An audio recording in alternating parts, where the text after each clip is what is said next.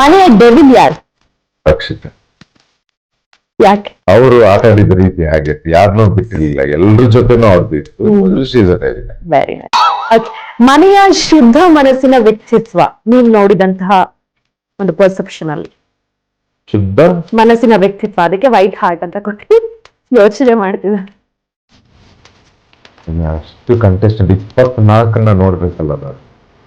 ಶುದ್ಧ ಮನಸ್ಸಿನ ವ್ಯಕ್ತಿತ್ವ ಯಾರು ಇಲ್ಲ. ಆ ಚಾಮುಂಡಿ ದೇವಿ ಅವರು. ಅವ್ರ ಮಾತು ಓಕೆ.